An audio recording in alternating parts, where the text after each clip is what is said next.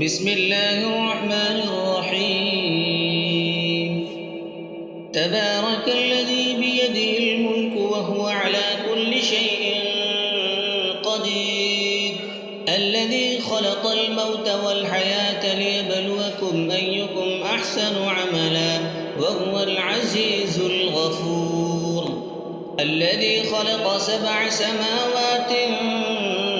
طباقا ما ترى في خلق الرحمن من تفاوت فارجع البصر هل ترى من فطور ثم ارجع البصر كرتين ينقلب إليك البصر خاسئا وهو حسير ولقد زينا السماء الدنيا بمصابيح وجعلناها رجوما للشياطين وأعتدنا لهم عذاب السعير وللذين كفروا بربهم عذاب جهنم وبئس المصير إذا ألقوا فيها سمعوا لها شهيقا وهي تفور تكاد تميز من الغيظ كلما ألقي فيها فوج سألهم خزنتها ألم يأتكم نذير قالوا بلى قد جاءنا نذير فكذبنا وقلنا ما نزل الله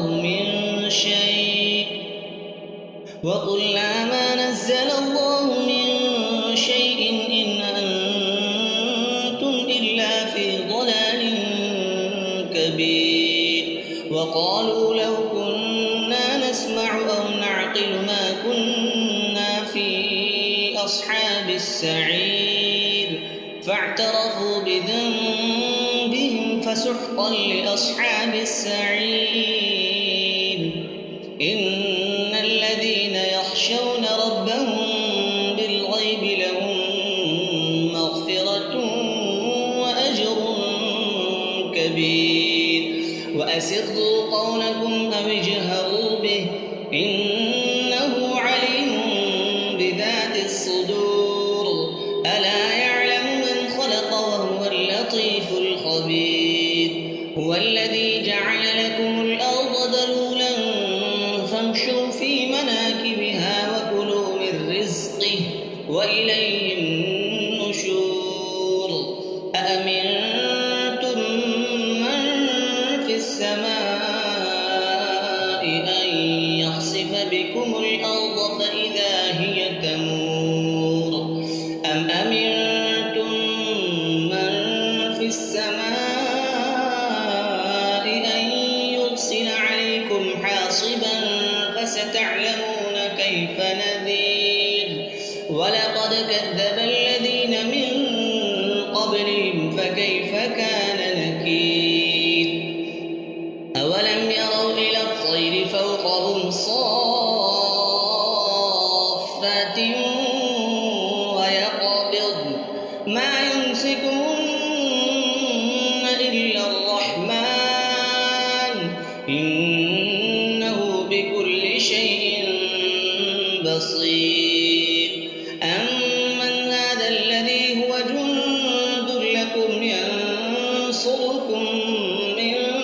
دون الرحمن إن الكافرون إلا في غرور أمن هذا الذي يرزقكم إن أمسك رزقه بل لجوا في عتو ونفور أفمن يمشي مكبا على وجهه أهدى أمن يمشي سويا على صراط مستقيم قل هو الذي أنشأكم وجعل لكم السمع والأبصار والأفئدة قليلا ما تشكرون قل هو الذي ذرأكم في الأرض وإليه تحشرون ويقولون متى هذا الوعد إن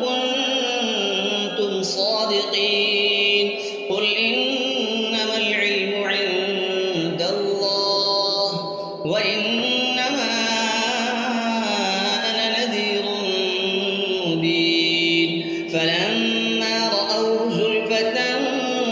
سيئت وجوه الذين كفروا وقيل هذا الذي كنتم به تدعون قل أرأيتم